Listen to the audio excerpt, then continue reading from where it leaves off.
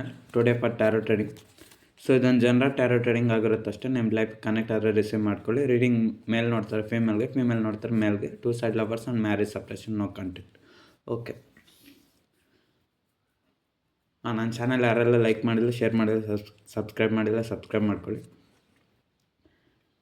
So ನಿಮ್ಮ ಮನಸ್ಸಲ್ಲಿರೋಂಥ ವ್ಯಕ್ತಿ ನಿಮ್ಮ ಜೊತೆ ಯಾಕೆ ಮಾತಾಡ್ತಿಲ್ಲ, ನಿಮ್ಮ ಮನಸ್ಸಲ್ಲಿರೋಂಥ ವ್ಯಕ್ತಿ ನಿಮ್ಮ ಜೊತೆ ಯಾಕೆ ಮಾತಾಡ್ತಿಲ್ಲ ಅನ್ನೋದು ಈ ರೀಡಿಂಗು. ನೋಡುವಂಥ ನನ್ನ ವ್ಯೂವರ್ಸ್ ಅವ್ರ ಮನಸ್ಸಲ್ಲಿರೋಂಥ ವ್ಯಕ್ತಿ ನನ್ನ ವ್ಯೂವರ್ಸ್ ಜೊತೆ ಯಾಕೆ ಮಾತಾಡ್ತಿಲ್ಲ. ನೋಡುವಂಥ ನನ್ನ ವ್ಯೂವರ್ಸ್ ಅವ್ರ ಮನಸ್ಸಲ್ಲಿರೋಂಥ ವ್ಯಕ್ತಿ ನನ್ನ ವ್ಯೂವರ್ಸ್ ಜೊತೆ ಯಾಕೆ ಮಾತಾಡ್ತಿಲ್ಲ ಮತ್ತು ಕಮ್ಯುನಿಕೇಷನ್ ಮಾಡ್ತಿಲ್ಲ ಮತ್ತು ರಿಪ್ಲೈ ಕೊಡ್ತಿಲ್ಲ. ನೋಡುವಂಥ ನನ್ನ ವ್ಯೂವರ್ಸ್ ಅವ್ರ ಮನಸ್ಸಲ್ಲಿರೋಂಥ ವ್ಯಕ್ತಿ ಯಾಕೆ ಮಾತಾಡ್ತಿಲ್ಲ, ಕಮ್ಯುನಿಕೇಷನ್ ಮಾಡ್ತಿಲ್ಲ ಮತ್ತು ರಿಪ್ಲೈ ಕೊಡ್ತಿಲ್ಲ.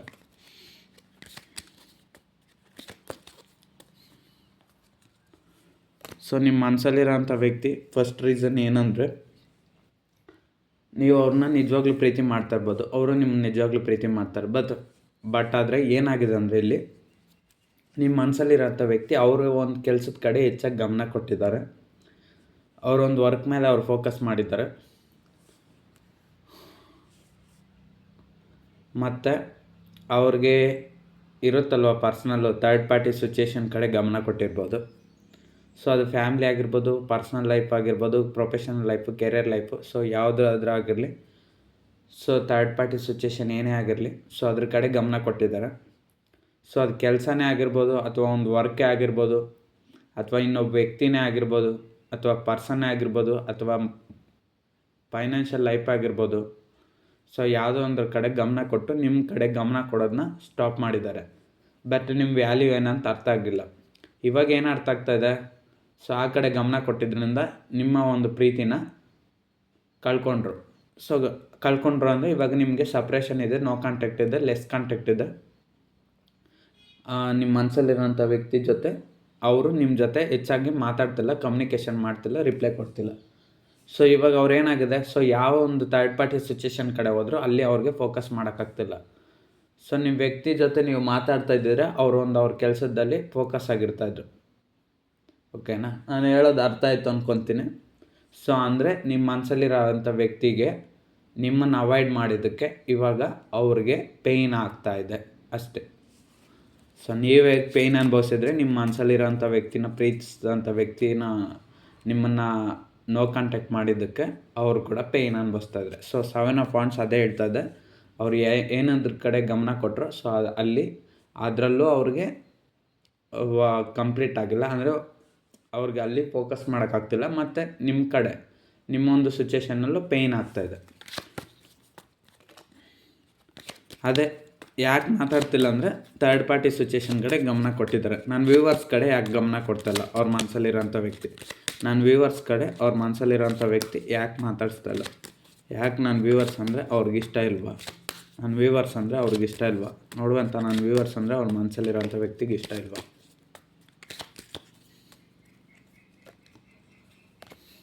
ಪೇಜ್ ಆಫ್ ಪೆಂಟಿಕಲ್ಸು, ನಿಮ್ಮ ಮನಸ್ಸಲ್ಲಿರೋಂಥ ವ್ಯಕ್ತಿಗೆ ನೀವು ಅಂದರೆ ಇಷ್ಟನೇ, ಓಕೆನಾ. ಬಟ್ ಆದರೆ ಅವ್ರ ಪ್ರೀತಿನ ಅವ್ರ ಮನಸ್ಸಲ್ಲೇ ಇಟ್ಕೊತಾರೆ ಹೊರತು ಬಟ್ ಹೊರಗಡೆ ಮಾತ್ರ ಜಾಸ್ತಿ ಹೇಳ್ಕೊಳೋದಿಲ್ಲ. ಅಂದರೆ ನಿಮ್ಮ ಮನಸ್ಸಲ್ಲಿರೋಂಥ ವ್ಯಕ್ತಿ ಕ್ಯಾರೆಕ್ಟರ್ ಯಾವ ರೀತಿ ಅಂದರೆ ಇಂಟ್ರವರ್ಟ್ ಅಂತ ಹೇಳ್ಬೋದು. ಅಷ್ಟೊಂದು ಎಕ್ಸ್ಪ್ರೆಸಿವ್ ಇಲ್ಲ.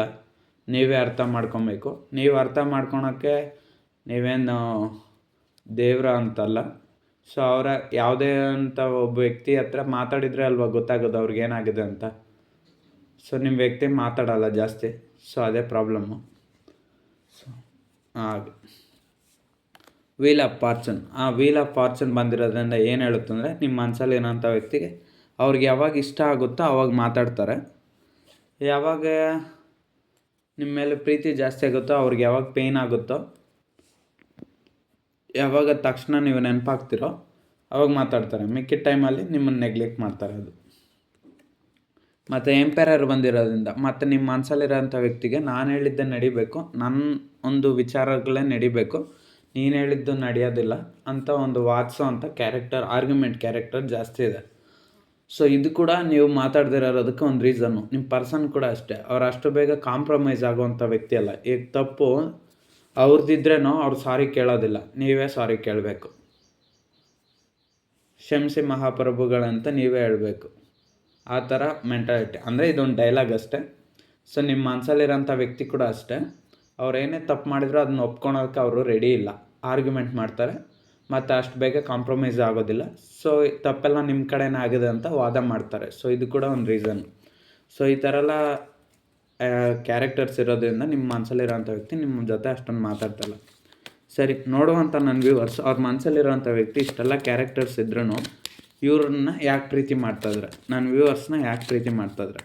ನೋಡುವಂಥ ನನ್ನ ವ್ಯೂವರ್ಸ್ ಅವ್ರ ಮನಸ್ಸಲ್ಲಿರೋಂಥ ವ್ಯಕ್ತಿ ಇಷ್ಟೊಂದು ಎಂಪೈರರ್ ಆ್ಯಟಿಟ್ಯೂಡ್ ಇದ್ರೂ ಯಾಕೆ ನನ್ನ ವ್ಯೂವರ್ಸ್ನ ಇನ್ನೂ ಪ್ರೀತಿ ಮಾಡ್ತಿದ್ದಾರೆ, ಯಾಕೆ ನನ್ನ ವ್ಯೂವರ್ಸ್ ಅವ್ರನ್ನ ಇನ್ನೂ ಇಷ್ಟಪಡ್ತಾಯಿದ್ದಾರೆ? ಓಕೆ, ಸನ್. ಸೊ ನಿಮ್ಮ ವ್ಯಕ್ತಿ ಅವರೇ ನಿಮ್ಮನ್ನು ಇಷ್ಟಪಡೋದಕ್ಕೆ ಅವ್ರಿಗೇನು ಸ್ವಲ್ಪ ಸಮಸ್ಯೆ ಅಂತ ಏನಿಲ್ಲ. ಬಟ್ ಆದರೆ ಅವರು ನಿಮ್ಮಲ್ಲಿ ಒಂದು ಹ್ಯಾಪಿನೆಸ್ ಅನ್ನೋದು ಸಿಕ್ಕಿದೆ, ಸಂತೋಷನ ಸಿಕ್ಕಿದೆ. ನೀವು ಅವ್ರಿಗೆ ತುಂಬ ಕನೆಕ್ಟ್ ಆಗಿದ್ರೆ. ಸನ್ ಬಂದಿರೋದನ್ನ ಮ್ಯಾರೇಜ್. ಇಲ್ಲಿ ಕೆಲವ್ರಿಗೆ ಮದುವೆನೂ ಆಗಿರ್ಬೋದು. ನಿಮ್ಮ ಮನಸ್ಸಲ್ಲಿರೋಂಥ ವ್ಯಕ್ತಿಗೆ ನಿಮಗೆ ಮದುವೆನೂ ಆಗಿರುತ್ತೆ. ಇನ್ನು ಕೆಲವರು ಲವರ್ಸ್ ಆಗಿರ್ಬೋದು.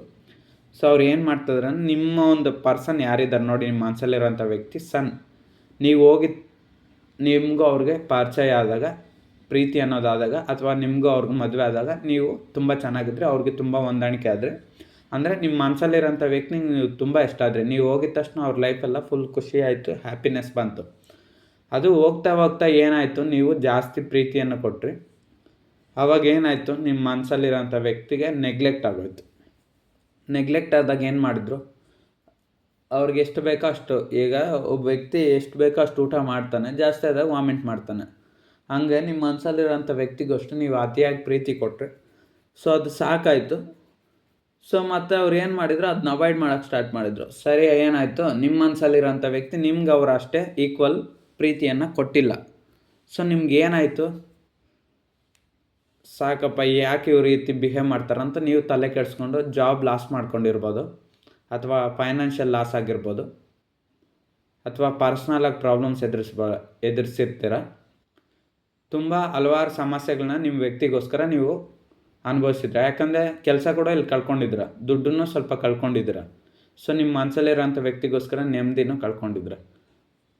ಇವಾಗ ನೀವು ಯಾವ ಥರ ಕಷ್ಟ ಅನುಭವಿಸಿದ್ರೆ, ನಿಮ್ಮ ಮನಸ್ಸಲ್ಲಿರೋಂಥ ವ್ಯಕ್ತಿ ಕೂಡ ಅದೇ ಕಷ್ಟನ ಅಲ್ಲಿ ಅನುಭವಿಸ್ತಾಯಿದ್ರೆ, ಆ ಪೇಯ್ನ್ ಅನುಭವಿಸ್ತಾಯಿದ್ರು. ಅದಕ್ಕೆ ಅವರು ಮತ್ತೆ ಏನು ಹೇಳ್ತಾಯಿದ್ರು ಅಂದರೆ, ಸನ್ ಹ್ಯಾಪಿನೆಸ್ ಎನರ್ಜಿನ ಮತ್ತೆ ಅವ್ರು ನಿಮ್ಮ ಹತ್ರ ಬೇಕು ಅಂತ ಅವರು ಇಷ್ಟಪಡ್ತಿದ್ರು. ಅಂದರೆ ನಿಮ್ಮ ಜೊತೆ ಇದ್ದರೆ, ನಿಮ್ಮ ಪ್ರೀತಿನ ಪಡ್ಕೊಂಡ್ರೆ ಅವ್ರ ಲೈಫ್ ಲಾಂಗು ಖುಷಿಯಾಗಿರ್ತಾರೆ. ಸೊ ಅದು ಆ ಪಾಯಿಂಟ್ ಇರೋದ್ರಿಂದ ನಿಮ್ಮ ಹತ್ರ ಇದ್ದರೆ ನಿಮ್ಮ ಒಂದು ಪ್ರೀತಿ ಅವ್ರಿಗೆ ಇಷ್ಟ, ನಿಮ್ಮ ಒಂದು ಪ್ರೀತಿ ಸಿಕ್ಕಿದ್ರೆ ಅವ್ರು ತುಂಬ ಖುಷಿಯಾಗಿರ್ತಾರೆ ಅಷ್ಟೇ. ಸೊ ಅದು ರೀಸನ್ ನಿಮ್ಮ ಮನಸ್ಸಲ್ಲಿರೋಂಥ ವ್ಯಕ್ತಿ ನಿಮ್ಮ ಪ್ರೀತಿ ಮಾಡಲಿಕ್ಕೆ. ನೋಡುವಂಥ ನನ್ನ ವ್ಯೂವರ್ಸ್ ಅವ್ರ ಮನಸ್ಸಲ್ಲಿರೋಂಥ ವ್ಯಕ್ತಿ ಇಷ್ಟೆಲ್ಲ ಸ್ವಾರ್ಥತೆ ಇದ್ರೂ ಯಾಕೆ ಇನ್ನೂ ಇಷ್ಟಪಡ್ತಿದ್ರೆ ನನ್ನ ವ್ಯೂವರ್ಸ್ನ, ಇಷ್ಟೆಲ್ಲ ಸ್ವಾರ್ಥತೆ ಇದ್ರೂ ನನ್ನ ವ್ಯೂವರ್ಸ್ನ ಇನ್ನೂ ಯಾಕೆ ಇಷ್ಟಪಡ್ತಿದ್ದಾರೆ? ಓಕೆ, ಸೊ 9 ಆಫ್ ಪೆಂಟಿಕಲ್ಸ್ ಬಂದಿರೋದ್ರಿಂದ ನಿಮ್ಮ ಮನಸ್ಸಲ್ಲಿರೋಂಥ ವ್ಯಕ್ತಿಗೆ ಒಂಥರ ಸ್ವಾರ್ಥನೋ ಏನೋ ಗೊತ್ತಿಲ್ಲ. ಬಟ್ ಆದರೆ ನಿಮ್ಮ ಮನಸ್ಸಲ್ಲಿರೋಂಥ ವ್ಯಕ್ತಿಗೆ ನೀವು ಅಂದರೆ ಇಷ್ಟನೇ, ಯಾವಾಗಲೂ ನಿಮ್ಮನ್ನು ನೆನಪು ಮಾಡ್ಕೊತಾರೆ. ಬಟ್ ಮಾತ್ರ ಆಡೋದಿಲ್ಲ. ಏನು ಮಾಡೋದು?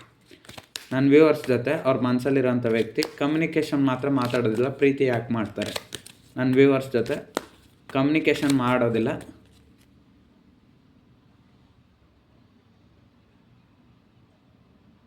ನನ್ನ ವ್ಯೂವರ್ಸ್ ಜೊತೆ ಕಮ್ಯುನಿಕೇಷನ್ ಮಾಡೋದಿಲ್ಲ, ಬಟ್ ಪ್ರೀತಿ ಮಾತ್ರ ಯಾಕೆ ಮಾಡ್ತಾರೆ?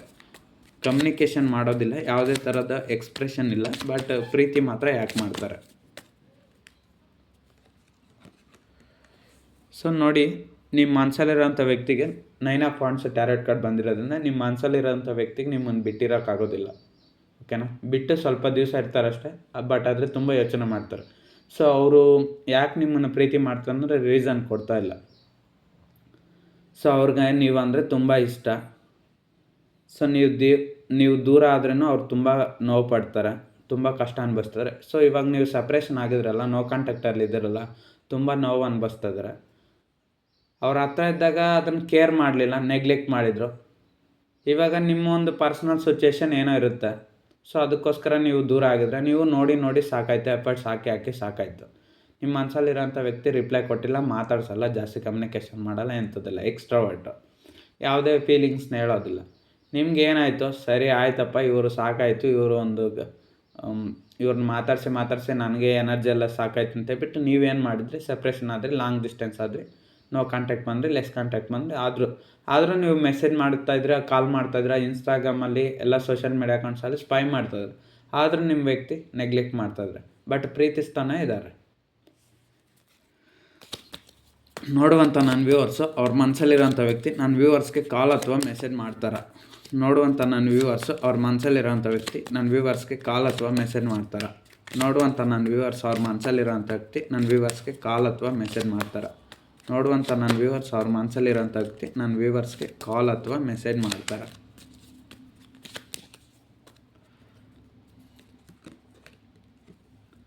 ಓಕೆ, ನಿಮ್ಮ ಮನಸ್ಸಲ್ಲಿರೋಂಥ ವ್ಯಕ್ತಿ ನಿಮಗೆ ಕಾಲ್ ಅಥವಾ ಮೆಸೇಜ್ ಮಾಡ್ತಾರೆ ಅಂದರೆ ಹೌದು ಮಾಡ್ತಾರೆ. ಒಂದು ವೇಳೆ ಅವರು ಕಾಲ್ ಅಥವಾ ಮೆಸೇಜ್ ಮಾಡ್ತಾರೆ ಇದ್ರೂ ನೀವು ಮಾಡಿರೋ ಕಾಲು ಮೆಸೇಜ್ನ ಡೈಲಿ ನೋಡ್ತಾ ಇರ್ತಾರೆ. ಪೇಜ್ ಆಫ್ ಕಪ್ಸ್ ಬಂದಿರೋದನ್ನ ಆನ್ಸರ್ ಬಂದು ಎಸ್. ಕಾಲ್ ಅಥವಾ ಮೆಸೇಜ್ ಮಾಡ್ತಾರಂದರೆ ಮಾಡ್ತಾರೆ. ಯಾಕಂದರೆ ಅವ್ರು ನಿಮ್ಮನ್ನು ಬಿಟ್ಟಿರೋಕ್ಕಾಗಲ್ಲ, ಜಾಸ್ತಿ ದಿವಸ ಇರೋಕ್ಕಾಗಲ್ಲ. ಯಾಕಂದರೆ ನೀವು ಅಂದರೆ ತುಂಬ ಇಷ್ಟ, ನಿಮ್ಮನ್ನು ನಿಜವಾಗ್ಲೂ ಜೆನ್ಯೂನಾಗಿ ಪ್ರೀತಿ ಮಾಡಿದ್ದಾರೆ. ನೀವು ಕೂಡ ಅವ್ರನ್ನ ಇಷ್ಟಪಟ್ಟಿದ್ರೆ, ಅವ್ರನ್ನ ಬಿಟ್ಟು ನೀವು ಇರೋಲ್ಲ, ನಿಮ್ಮನ್ನು ಬಿಟ್ಟು ಅವರು ಇರೋದಿಲ್ಲ, ಅಷ್ಟು ಪ್ರೀತಿ ಮಾಡಿದ್ರೆ. ಸೊ ಅದಕ್ಕೆ ಪೇಜ್ ಆಫ್ ಕಪ್ಸ್ ಬಂದಿದೆ. ಸೊ ಒಂದು ವೇಳೆ ಪ್ರೀತಿ ಇಲ್ಲ ಅಂದಿದ್ರೆ ಯಾವುದೋ ಒಂದು ನೆಗೆಟಿವ್ ಕಾರ್ಡ್ ಬಂದಿರುತ್ತೆ, ಬಟ್ ಅಲ್ಲಿ ಎಸ್ ಕಾರ್ಡೇ ಬಂದಿದೆ, ಪೇಜ್ ಆಫ್ ಕಪ್ಸ್ ಬಂದಿರೋದ್ರಿಂದ ನಿಜವಾಗ್ಲೂ ಪ್ರೀತಿ ಮಾಡ್ತಾಯಿದ್ರೆ ಅವ್ರನ್ನಿಂದ ಕಾಲ್ ಅಥವಾ ಕಮ್ಯುನಿಕೇಷನ್ ಮೆಸೇಜು ಬರೋವಂಥ ಸಾಧ್ಯತೆ ತುಂಬ ಇದೆ. ನೋಡುವಂಥ ನನ್ನ ವ್ಯೂವರ್ಸ್ನ ಅವ್ರ ಮನಸ್ಸಲ್ಲಿರೋಂಥ ವ್ಯಕ್ತಿ ಕಾಲ್ ಅಥವಾ ಮೆಸೇಜ್ ಮಾಡ್ತಾರೆ, ಓಕೆ, ಬಟ್ ಆದರೆ ಕಮ್ಯುನಿಕೇಷನ್ ಮಾಡ್ತಾರೆ, ಹೆಚ್ಚಾಗಿ ಮಾತಾಡ್ತಾರೆ. ನೋಡುವಂಥ ನನ್ನ ವ್ಯೂವರ್ಸ್ ಅವ್ರ ಮನಸ್ಸಲ್ಲಿರೋಂಥ ವ್ಯಕ್ತಿ ಕಮ್ಯುನಿಕೇಷನ್ ಮಾಡ್ತಾರೆ, ನನ್ನ ವ್ಯೂವರ್ಸ್ ಜೊತೆ ಕಮ್ಯುನಿಕೇಷನ್ ಮಾಡ್ತಾರೆ. ಓಕೆ, ಕ್ವೀನ್ ಆಫ್ ಪೆಂಟಿಕಲ್ಸ್ ಬಂದಿರೋದ್ರಿಂದ ಕಮ್ಯುನಿಕೇಷನ್ ಮಾಡ್ತಾರೆ ಅಂದರೆ ಇದು ಸ್ವಲ್ಪ ಡೌಟು. ಪ್ರೀತಿ ಮಾತ್ರ ಇದೆ, ಕಮ್ಯುನಿಕೇಷನ್ ಮಾತಾಡಿ ಅಂದರೆ ಮಾತಾಡೋದಿಲ್ಲ. ಆವಾಗಲೇ ಹೇಳಿದ್ನಲ್ಲ ಇಂಟ್ರಾವರ್ಟ್ ಅಂತ. ಫೀಲಿಂಗ್ಸ್ನ ಶೇರ್ ಮಾಡೋವಂಥ ವ್ಯಕ್ತಿ ಅಲ್ಲ ನಿಮ್ಮ ವ್ಯಕ್ತಿ. ಏನಿದ್ರೂ ಇಂಡೈರೆಕ್ಟ್ ಪ್ರೀತಿ ಅಂತ ಹೇಳ್ಬೋದು. ಎಷ್ಟೇ ಮನಸ್ಸಲ್ಲಿ ಪ್ರೀತಿ ಇದ್ರೂ ಅವ್ರು ಮಾತಾಡೋದಿಲ್ಲ, ನೀವೇ ಅದನ್ನು ಅರ್ಥ ಮಾಡ್ಕೊಂಡು ಸೈಲೆಂಟ್ ಆಗೋಬೇಕಷ್ಟೆ. ಅದೇ ಅವ್ರು ನಿಮ್ಗಿನ್ನು ಮ್ಯಾರೇಜ್ ಕಮಿಟ್ಮೆಂಟು ಏನಾದರೂ ಒಂದು ಕೊಡಬೇಕಷ್ಟೆ. ಲವರ್ಸ್ ಆದರೆ ಒಂದು ವೇಳೆ ಮ್ಯಾರೇಜ್ ಆಗಿ ಸಪ್ರೇಷನ್ ನೋ ಕಾಂಟ್ಯಾಕ್ಟ್ ಆಗಿದ್ರೆ ಅವ್ರಿಗೆ ಇನ್ನೂ ಸ್ವಲ್ಪ ದಿನಗಳು ಕಳೆದು ಇನ್ನು ಅವರು ನಿಮ್ಮನ್ನು ಇರೋಕ್ಕಾಗದೆ ಅವರೇ ಬಂದು ನಿಮ್ಮನ್ನು ಮಾತಾಡಿಸ್ಬೇಕಷ್ಟೆ. ಬಟ್ ಇವಾಗ ಕಮ್ಯುನಿಕೇಷನ್ ಮಾಡ್ತಾರಂದರೆ ಯಾವುದೇ ಕಮ್ಯುನಿಕೇಷನ್ ಮಾಡೋವಂಥ ಸಾಧ್ಯತೆಗಳು ಕಾಣಿಸ್ತಾ ಇಲ್ಲ.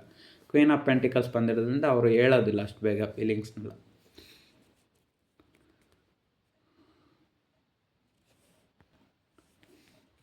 ನೋಡುವಂಥ ನನ್ನ ವ್ಯೂವರ್ಸ್ ಅವ್ರ ಮನಸ್ಸಲ್ಲಿರೋಂಥ ವ್ಯಕ್ತಿ ನೆಕ್ಸ್ಟ್ ಆ್ಯಕ್ಷನ್ ಏನು ವ್ಯೂವರ್ಸ್ ಬಗ್ಗೆ. ನೋಡುವಂಥ ನನ್ನ ವ್ಯೂವರ್ಸ್ ಅವ್ರ ಮನಸ್ಸಲ್ಲಿರೋಂಥ ವ್ಯಕ್ತಿ ನೆಕ್ಸ್ಟ್ ಆ್ಯಕ್ಷನ್ ಏನು ನನ್ನ ವ್ಯೂವರ್ಸ್ ಬಗ್ಗೆ.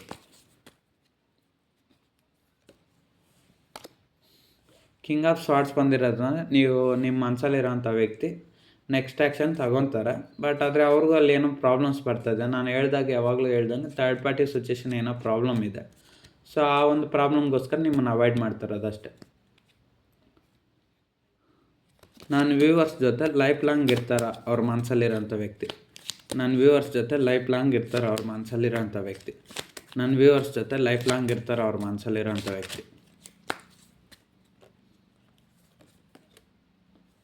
ಎಸ್, ಸ್ಟ್ರೆಂತ್ ಕಾರ್ಡ್ ಬಂದಿರೋದ್ರಿಂದ ನಿಮ್ಮ ಮನಸ್ಸಲ್ಲಿರೋಂಥ ವ್ಯಕ್ತಿ ನಿಮ್ಮ ಜೊತೆ ಲೈಫ್ ಲಾಂಗ್ ಇರಲ್ವಂತ ಅವ್ರಿಗೆ ಸ್ವಲ್ಪ ನಂಬಿಕೆ ಅನ್ನೋದಿಲ್ಲ.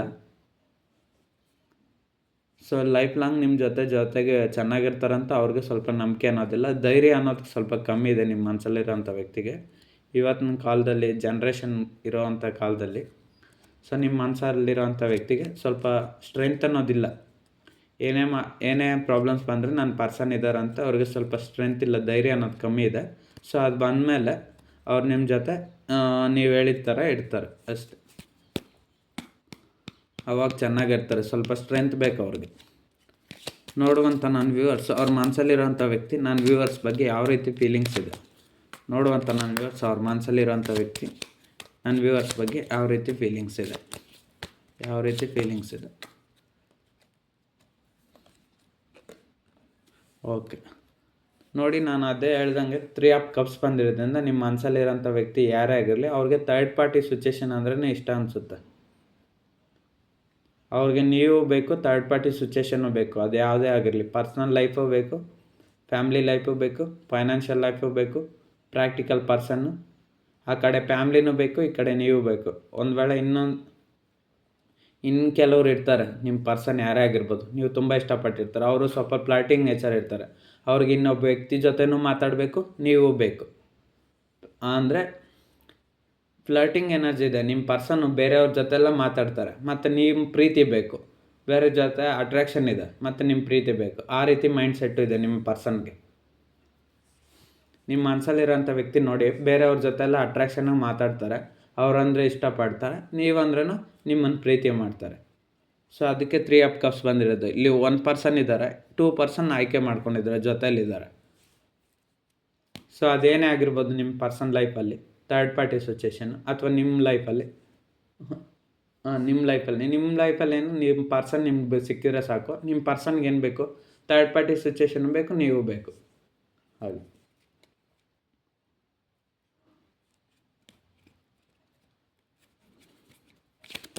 ನನ್ನ ವ್ಯೂವರ್ಸ್ ಬಗ್ಗೆ ಅವ್ರ ಮನಸ್ಸಲ್ಲಿರೋಂಥ ವ್ಯಕ್ತಿ ಇನ್ನೂ ಯಾವ ರೀತಿ ಫೀಲಿಂಗ್ಸ್ ಇಟ್ಕೊಂಡಿದ್ದಾರೆ.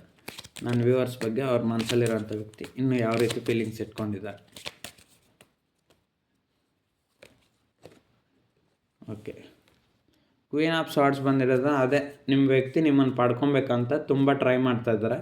ಬಟ್ ಅದು ನಿಮ್ಗೆ ಇಷ್ಟ ಆಗ್ತಲ್ಲ. ಯಾಕಂದರೆ ನಿಮ್ಮ ಪರ್ಸನ್ ಥರ್ಡ್ ಪಾರ್ಟಿ ಸಿಚುವೇಶನ್ ಆಯ್ಕೆ ಮಾಡ್ಕೊತಿದ್ರೆ ನಿಮ್ಮನ್ನು ಆಯ್ಕೆ ಮಾಡ್ಕೊತಿದ್ರೆ ಇದ್ದರೆ ಥರ್ಡ್ ಪಾರ್ಟಿ ಸಿಚುವೇಶನ್ ಜೊತೆ ಆದರೂ ಇರಬೇಕು, ಇಲ್ಲ ನಿಮ್ಮ ಜೊತೆ ಆದರೂ ಇರಬೇಕು. ನಿಮ್ಮ ಪರ್ಸನ್ ಎರಡೂ ಕಡೆ ಇರೋದಕ್ಕೆ ಟ್ರೈ ಮಾಡ್ತಿದ್ರೆ, ಬಟ್ ಆದರೆ ಅದನ್ನು ನೀವು ಒಪ್ಕೊಳಕ್ಕೆ ರೆಡಿ ಇಲ್ಲ.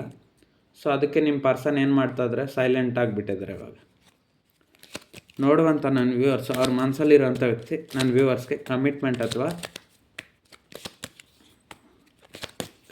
ಕೊಡ್ತಾರೆ. ನೋಡುವಂಥ ನನ್ನ ವ್ಯೂವರ್ಸ್ ಅವ್ರ ಮನಸ್ಸಲ್ಲಿರೋಂಥ ವ್ಯಕ್ತಿ ನನ್ನ ವ್ಯೂವರ್ಸ್ಗೆ ಕಮಿಟ್ಮೆಂಟ್ ಕೊಡ್ತಾರೆ. ಓಕೆ, ನಿಮ್ಮ ಮನಸ್ಸಲ್ಲಿರೋಂಥ ವ್ಯಕ್ತಿ ನಿಮ್ಗೆ ಕಮಿಟ್ಮೆಂಟ್ ಕೊಡ್ತಾರೆ ಅಂದರೆ ಅವ್ರದ್ದು ಕೊಡ್ತಾರೆ. ಯಾಕಂದರೆ 4 ಆಫ್ ವಾಂಡ್ಸ್ ಬಂದಿರೋದ್ರಿಂದ ಸೆಲೆಬ್ರೇಷನ್ ಕಾರ್ಡು. ಸೊ ನಿಮ್ಮ ಮನಸ್ಸಲ್ಲಿರೋಂಥ ವ್ಯಕ್ತಿ ಲವರ್ಸ್ ಆಗಿದ್ರೆ ಸೊ ಅವ್ರು ನಿಮ್ಮನ್ನೇ ಮದುವೆ ಆಗಬೇಕಂತ ಹೇಳ್ತಾರೆ. ಯಾಕಂದರೆ ನಿಮ್ಮನ್ನು ಬಿಟ್ಟು ಅವ್ರು ಇರೋಕ್ಕೆ ಇಷ್ಟ ಇಲ್ಲ. ಒಂದು ವೇಳೆ ಇದ್ದರೂ ಅವ್ರ ಕೈಯಲ್ಲಿ ಇರೋಕ್ಕಾಗೋದಿಲ್ಲ. ಮದುವೆ ಆದರೆ ನಿಮ್ಮನ್ನೇ ಆಗಬೇಕು. ಒಂದು ವೇಳೆ ಯೂನಿಯನ್ ಆದರೂ ನಿಮ್ಮನ್ನೇ ಆಗಬೇಕು. ಮ್ಯಾರೇಜಾಗಿ ಸಪ್ರೇಷನಾಗಿ ನೋ ಕಾಂಟ್ಯಾಕ್ಟ್ ಆಗಿದ್ರೂ ಅಷ್ಟೇ ಯೂನಿಯನ್ ನಿಮ್ಮನ್ನೇ ಆಗಬೇಕು. ಯಾಕಂದರೆ ನಿಮ್ಮ ಥರ ಜೆನ್ಯೂನ್ ನಿಜವಾದ ಪ್ರೀತಿ ಬೇರೆ ಎಲ್ಲೂ ಸಿಗಲಿಲ್ಲ ಅವ್ರಿಗೆ. ಸಿಕ್ಕರೂ ಒಂದು ಸಾರಿ ಮೋಸ ಹೋಗಿದ್ದಾರೆ, ತುಂಬ ಸಾರಿ ಮೋಸ ಹೋಗಿದ್ದಾರೆ. ಅದು ದುಡ್ಡಿನ ವಿಚಾರದಲ್ಲಾಗಿರ್ಬೋದು, ಫೈನಾನ್ಷಿಯಲ್ ಆಗಿರ್ಬೋದು, ಪರ್ಸ್ನಲ್ ಲೈಫ್ ಆದರೂ ಆಗಿರ್ಬೋದು, ಯಾವುದೇ ಒಂದು ವಿಚಾರ ಆಗಿರ್ಬೋದು. ಸೊ ಎಲ್ಲದರಲ್ಲೂ ಮೋಸ ಹೋಗಿದ್ದಾರೆ. ಸೊ ಆ ಒಂದು ಕಾರಣಕ್ಕೆ ಏನು ಹೇಳ್ತಾ ಇದ್ದಾರೆ ಅಂದರೆ, ಸೊ ನಿಮ್ಮ ಮನಸ್ಸಲ್ಲಿರೋಂಥ ವ್ಯಕ್ತಿಗೆ ನೀವು ಬೇಕು, ನೀವು ಅವಶ್ಯಕತೆ ಇದೆ. ಸೊ ಮುಂದೆ ಅವರ ಒಂದು ಫೀಲಿಂಗ್ಸೇ ಇದೆಲ್ಲ. 4 ಆಫ್ ವಾಂಡ್ಸ್ ಕೂಡ ಅಷ್ಟೇ, ಅವರೊಂದು ಫೀಲಿಂಗ್ಸ್, ಅವ್ರಿಗೆ ನೀವು ಬೇಕಾಗಿದ್ರೆ ಅದನ್ನೇ ಅವ್ರು ಹೇಳ್ತಾ ಇದ್ದಾರೆ ಇರೋದು. ಸೊ ಮುಂದೆ ಯಾವ ರೀತಿ ನಿರ್ಧಾರ ಮಾಡ್ತಾರೆ ನೋಡಬೇಕು. ನೋಡುವಂಥ ನನ್ನ ವ್ಯೂವರ್ಸ್ ಅವ್ರ ಮನಸ್ಸಲ್ಲಿರೋಂಥ ವ್ಯಕ್ತಿ ಈ ಜುಲೈ ತಿಂಗಳಲ್ಲಿ ಕಮ್ಯುನಿಕೇಷನ್ ಮಾಡ್ತಾರೆ. ಜುಲೈ ಮಂತಲ್ಲಿ ಕಮ್ಯುನಿಕೇಷನ್ ಮಾಡ್ತಾರೆ. ನೋಡುವಂಥ ನನ್ನ ವ್ಯೂವರ್ಸ್ ಅವ್ರ ಮನಸ್ಸಲ್ಲಿರೋಂಥ ವ್ಯಕ್ತಿ ಈ ಜುಲೈ ಮಂತಲ್ಲಿ ಕಮ್ಯುನಿಕೇಷನ್ ಮಾಡ್ತಾರೆ. ಓಕೆ, ಏಸ್ ಆಫ್ ಕಪ್ಸ್ ಬಂದಿರೋದ್ರಿಂದ ನಿಮ್ಮ ಮನಸ್ಸಲ್ಲಿರೋಂಥ ವ್ಯಕ್ತಿಗೆ ತುಂಬ ಪ್ರೀತಿ ಇದೆ, ಹೇಳಲಾಗದಷ್ಟು ಪ್ರೀತಿ ಇದೆ. ಸೊ ಈ ಮಂತಲ್ಲಿ ಕಮ್ಯುನಿಕೇಷನ್ ಮಾಡೋ ಅಂಥ ಚಾನ್ಸಸ್ ತುಂಬಾ ಇದೆ. ಆನ್ಸರ್ ಬಂದು ಎಸ್. 70% 80% ಅಬವ್ ಇದೆ. ಬಟ್ ಆದರೆ ಅವ್ರು ಮಾತಾಡ್ತಾರಲ್ಲ ಅನ್ನೋದು ನೋಡಬೇಕಷ್ಟೆ. ನಿಮ್ಮ ಜೊತೆ ಕಮ್ಯುನಿಕೇಷನ್ ಮಾಡ್ತಾರಾ, ಒಂದು ಕಾಲ್ ಅಥವಾ ಮೆಸೇಜ್ ಮಾಡ್ತಾರಾ, ಏನಾದರೂ ರಿಪ್ಲೈ ಬರುತ್ತಾ ನಾನು ನೋಡಬೇಕಷ್ಟೆ. ಬಟ್ ಅವ್ರ ಫೀಲಿಂಗ್ಸ್ ಮಾತ್ರ ಆನ್ಸರ್ ಬಂದು ಎಸ್ ಅಂದಿದೆ. ಏಸ್ ಆಫ್ ಕಪ್ಸ್ ಬಂದಿರೋದ್ರಿಂದ ಅವ್ರು ನಿಮ್ಮ ಜೊತೆ ಮಾತಾಡೋಂಥ ಸಾಧ್ಯತೆ ತುಂಬ ಇದೆ. ನನ್ನ ವ್ಯೂವರ್ಸು ಅವ್ರ ಮನಸ್ಸಲ್ಲಿರೋಂಥ ವ್ಯಕ್ತಿನ ಮಾತಾಡ್ಸೋದಕ್ಕೆ ಟ್ರೈ ಮಾಡ್ತಾರೆ.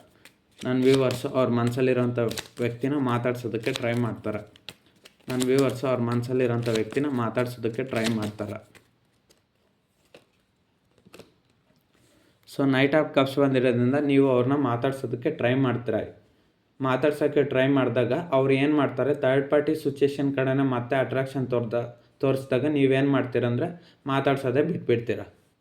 ಬಟ್ ಆದರೆ ನೀವು ಟ್ರೈ ಮಾಡ್ತೀರಾ. ಆನ್ಸರ್ ಬಂದು ಎಸ್, ನೀವು ಮಾತಾಡ್ಸೋದಕ್ಕೆ ಟ್ರೈ ಮಾಡ್ತೀರಾ. ನಿಮ್ಮ ಕೈಲಿ ಆದಷ್ಟು ಪ್ರಯತ್ನಗಳೆಲ್ಲ ನೀವು ಮಾಡ್ತೀರಾ. ಪೇಜ್ ಆಫ್ ವಾಂಡ್ಸ್ ಬಂದಿರೋದ್ರಿಂದ ನಿಮ್ಮ ಮನಸ್ಸಲ್ಲಿರೋಂಥ ವ್ಯಕ್ತಿ ಮೇಲೆ ನೀವು ಅಷ್ಟೊಂದು ಏನು ಕೋಪ ಪಡೋದಿಲ್ಲ.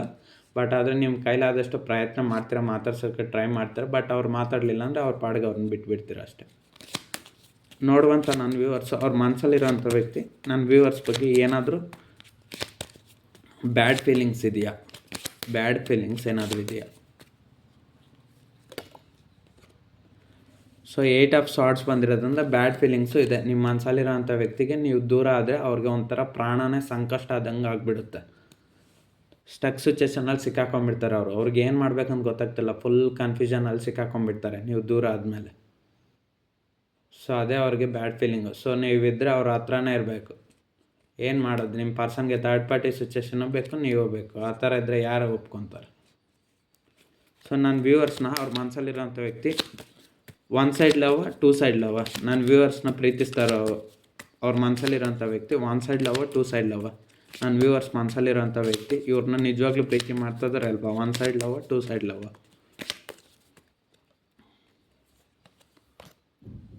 So two side love, okay. Two of cups ಬಂದಿರೋದ್ರಿಂದ ನಿಮ್ಮ ಮನಸ್ಸಲ್ಲಿರೋಂಥ ವ್ಯಕ್ತಿನೂ ನಿಮ್ಮ ಪ್ರೀತಿ ಮಾಡ್ತಾಯಿದ್ರು. ಓಕೆ, ನಾನು ಕ್ಲಾರಿಟಿ ಕೂಡ ಕೊಟ್ಬಿಟ್ಟೆ.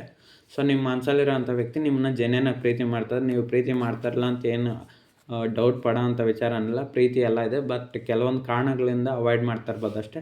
ಸೊ ಟೂ ಸೈಡ್ ಲವ್ ಇದೆ. ಅವರು ನಿಮ್ಮನ್ನು ಪ್ರೀತಿ ಮಾಡ್ತಾರೆ, ನೀವು ಅವ್ರನ್ನ ಪ್ರೀತಿ ಮಾಡ್ತಾರೆ. ಅವ್ರು ನಿಮ್ಮನ್ನು ಪ್ರೀತಿ ಮಾಡ್ತಾಯಿಲ್ಲ ಅಂತ ಏನಾದ್ರು ಸಂದೇಹ ಇದ್ದರೆ ಆ ಸಂದೇಹನ, ಡೌಟ್ನ ತೆಗೆದಾಕ್ಬಿಡಿ. ಟೂ ಆಫ್ ಕಪ್ಸ್ ಬಂದಿರೋದ್ರಿಂದ ಅವ್ರು ನಿಮ್ಮನ್ನು ಪ್ರೀತಿ ಮಾಡ್ತಾರೆ. ನೀವು ಬೇಕಾದ್ರೆ ಎಲ್ಲಾದರೂ ಕೇಳಿ ತಿಳ್ಕೊಳ್ಳಿ, ಅವ್ರು ನಿಮ್ಮನ್ನು ನಿಜವಾಗ್ಲೂ ಪ್ರೀತಿ ಮಾಡ್ತಾಯಿದ್ರು. ಸೊ ಇದೊಂದು ಜನರಲ್ ಟ್ಯಾರೋ ರೀಡಿಂಗ್ ಅಷ್ಟೇ. ನಿಮ್ಗೆ ಕನೆಕ್ಟ್ ಆದರೆ ರಿಸೀವ್ ಮಾಡ್ಕೊಳ್ಳಿ. ಅದರ್ವೈಸ್ ಈ ರೀಡಿಂಗ್ನ ಸ್ಕಿಪ್ ಮಾಡ್ಬೋದು.